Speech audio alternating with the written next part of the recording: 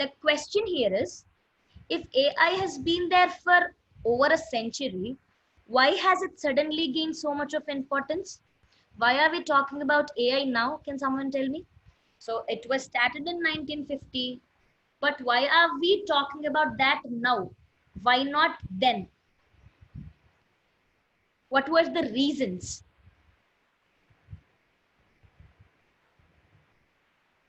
Why we are talking about artificial intelligence now?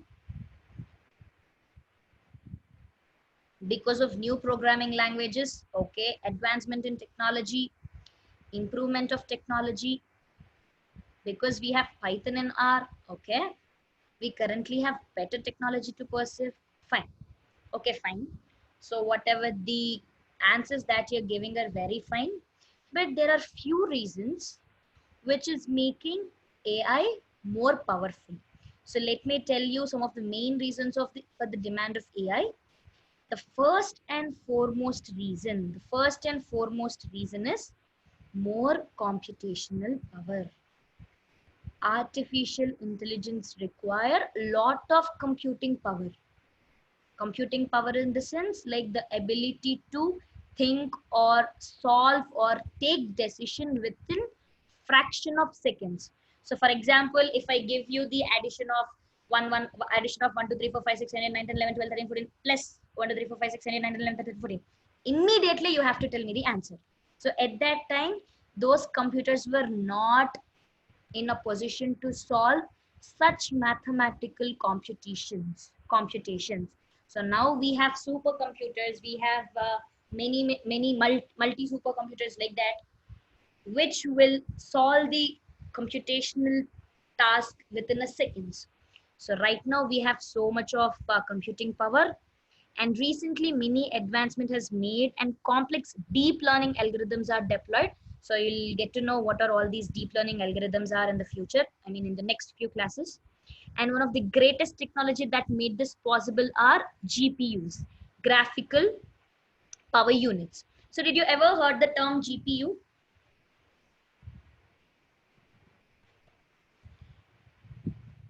So if you want to play high definition games, we need GPU in our system, right? Yes.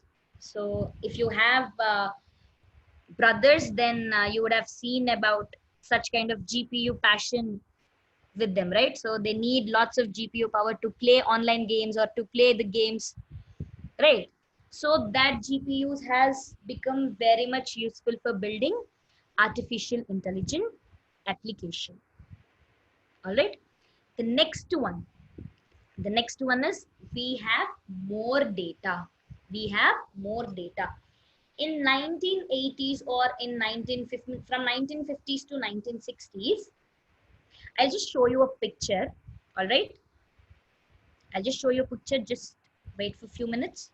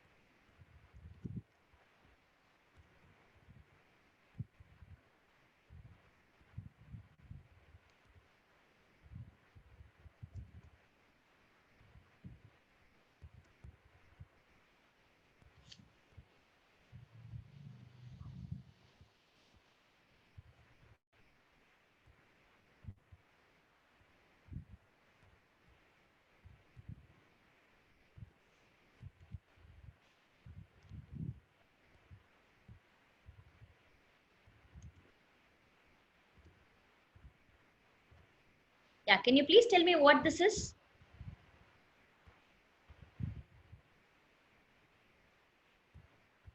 Can someone tell me what this is? Flight, okay. Aeroplane. No, I'm not talking about that. I'm talking about this, that a human is catching, right? He's boarding something onto the flight. What is this? Oh, the Wright brothers. Computer, ma'am. Okay, computer. No. Is this the computer or what? Someone said it is a storage device and someone said it is a CPU. Yeah. In 1956, the size of your storage, it's actually a storage device. Okay. So the storage device is of huge size. And can you guess what is the memory of size of it? How much of data you can accommodate in it? Just guess, a random guess. 1 GB, a few MB, right? So this has a memory capacity of 5 MB, 5 megabytes. And if someone wants to use this device, they have to pay $5,000 as a rent. So imagine how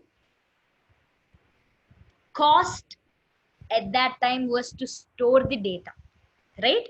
And afterwards, our storage device was just like a CPU, and this is a 10 megabyte hard disk, which can accommodate about, which can 10 megabyte hard disk, and the cost of it is 3,495. But now we have 400 GB on single chip, where you can store so much of data. So at that time, even though the data was generated, there was no place to store it. So artificial intelligent machine should have data to get trained on. Yes. For example, if I want to train you on this is cat or this is dog or this is something, I should have images of it, right? Yes or no? So if I don't have those images, how can I train you? I cannot. In the same way, if you want to train your machine, you have to show the machine. Likewise, I am showing you, you have to show the machine and train it saying that this is dog, this is cat, but that is purely in a programmatical way.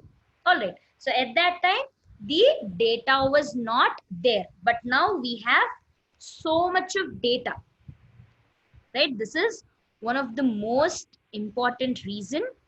And today we are generating lot of data. We are generating data through social media. We are generating data through IoT devices. We are generating data through video cameras.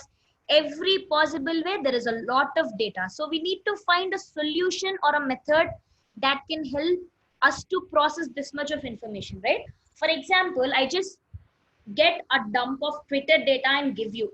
Will you be able to segregate it with respect to different kinds of tweets?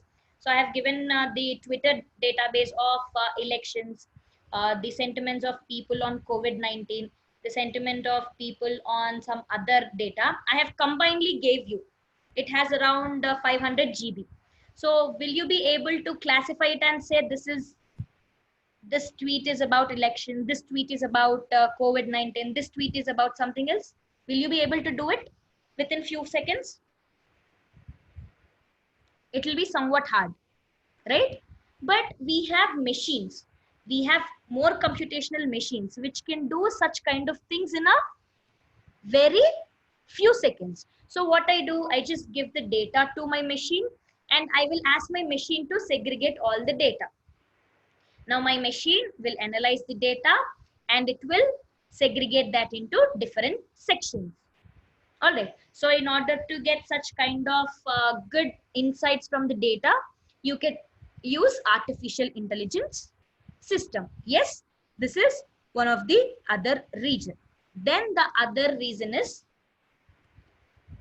we have better algorithms. So many of you said that we have good algorithms, we have good programming languages. So now we have so many algorithms.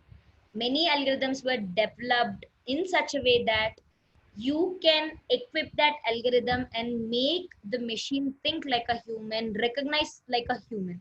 So right now we have so many better algorithms. And the other foremost reason is the government startups and other tech giants are investing in AI. all the companies like Facebook, Google, everything are investing on artificial intelligence because they feel that AI is the future. So these are all the few facts, these are all the main reasons which are making AI more powerful and making it so demand in the today's world.